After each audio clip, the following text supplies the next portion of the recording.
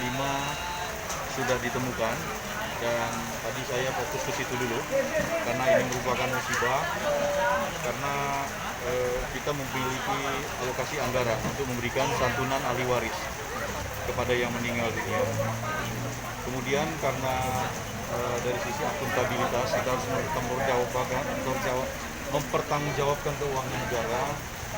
Kita tadi menanyakan tentang dokumen-dokumen yang mereka bisa lengkapi, dan ternyata KTP KK itu hilang, tidak terbawa dan sebagainya. Maka nanti pihak kelurahan bisa melakukan pemutihan untuk segera menerbitkan identitas mereka, sehingga kita bisa penuhi dengan cepat. Mungkin minggu-minggu ini itu bisa terrealisasi. Sudah menyatakan akan kita siapkan anggaran untuk alokasi. Berikutnya adalah kita juga tadi lihat logistik kita. Saya lihat tadi banyak yang tidur di lantai.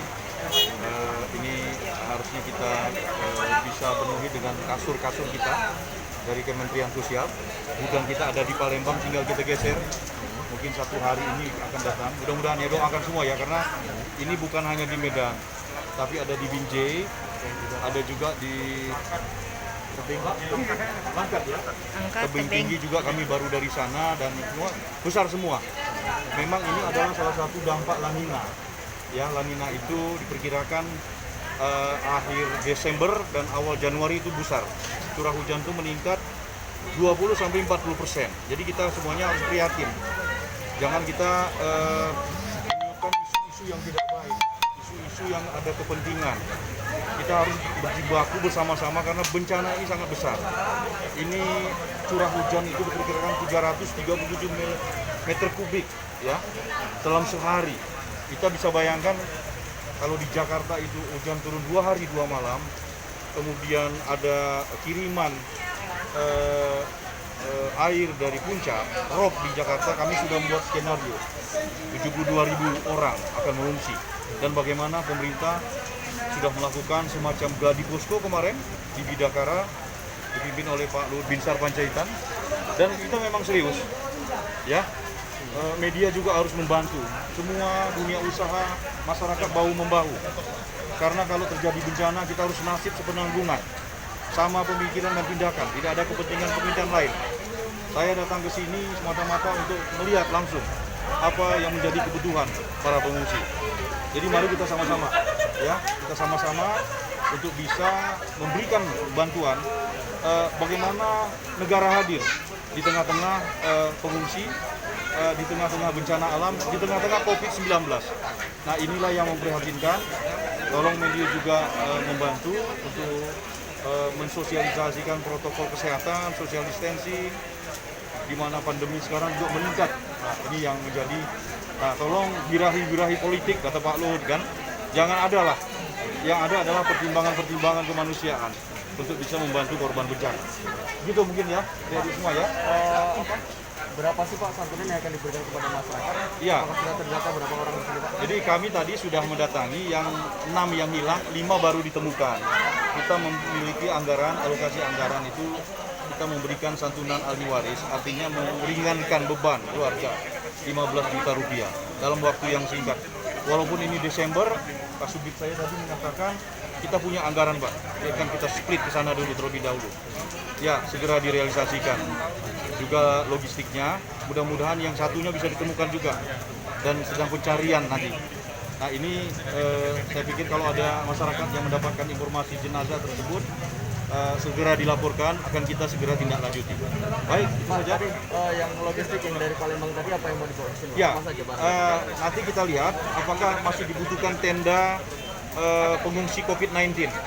Kami memiliki tenda pengungsi COVID-19, artinya tenda ukuran 6x10 dengan skat-skat tiap 2 meter ada dan ventilasi. Jadi nanti satu skat itu adalah satu keluarga, menghindari droplet tadi. Itu akan kami luncurkan nanti, berapa jumlahnya tergantung kebutuhan. Kami punya gudang di 3 wilayah, Makassar, Bekasi, dan Sumatera Selatan, Palembang. Jadi kalau terjadi sesuatu di Sumatera, kami tinggal menggeser logistik kami yang ada di Palembang Kalau nanti terjadi Sumeru, kami baru dari Jogja, Merapi sedang meluap juga. Ada 2 lokasi pengungsian di Glagaharjo dan Kecamatan Selo. Saya udah ke sana. Saya melihat titik-titik itu semua dan kebutuhannya apa.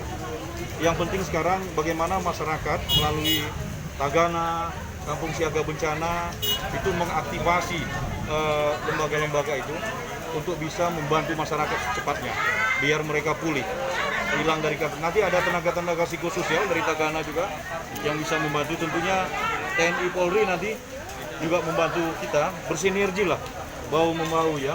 Tidak bisa Kemensos, tidak bisa TNI, Polri, kesehatan semua kita.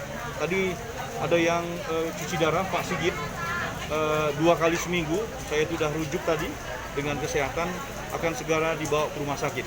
Nah, hal seperti ini media harus menginformasikan bagaimana tidak terjadi korban baru lagi, sehingga kita semua bisa terbebas dari bencana ini. Saya pikir itu. Terima kasih banyak. Mereka tidak akan tidur lagi di lantai, Pak ya? Ya, Tidak akan tidur lagi di lantai dalam beberapa hari. mudah-mudahan kita lihat nanti, terutama kelompok-kelompok rentan, lansia, anak-anak, supaya dia terhindar dari penyakit-penyakit yang di tenda pengungsian. Pemerintah sudah menetapkan ini sebagai bencana nasional. Oh, bukan. Jadi tanggap daruratnya aja belum keluar ya, Pak. Tanggap daruratnya belum ada ya. Kalau hari Senin Pak dirapatkan, Hari Senin akan dirapatkan karena ada kriteria-kriteria untuk tanggap darurat tersebut. Korban makin banyak dan sebagainya. Sehingga itu harus diputuskan. Karena kalau sudah tanggap darurat, maka semua sumber daya harus kita kerahkan. Kalau melihat situasi ini, kalau selama bisa ditangani Pemda, jadi intinya pemerintah pusat mensupport pemerintah daerah, tidak men-take over. Jadi kalau saya lihat ini puskesmas sudah bagus, pihak Pemda sudah bagus, BPBD dan sebagainya. Apa yang dibutuhkan daerah kita support. Kita sudah sepakat seperti itu. Sehingga nanti pemerintah daerah berdaya dia dalam menangani masyarakatnya yang menjadi korban. Tidak tiba-tiba pemerintah pusat langsung men-take over sehingga nanti pemerintah daerah merasa tidak berdaya dan tidak mempunyai inovasi-inovasi untuk menangani sesuai dengan karakter kearifan lokal mereka. Ini Medan, saya pikir toleransinya sangat tinggi, logistik berlebih di belakang. Luar biasa sebetulnya. Nah, itulah kearifan-kearifan lokal yang dimiliki oleh masyarakat kita. Sama dengan Luwu Utara. Macet jalanan sampai 5 kilo karena orang mau membantu Luwu Utara, Palopo, dan sebagai daerah-daerah penyangganya. Ini yang kita harapkan. Keluarga-keluarga yang mampu, bantu masyarakat yang susah. Baik, kita semua mudah-mudahan sehat, terbebas dari pandemi COVID-19. Terima kasih.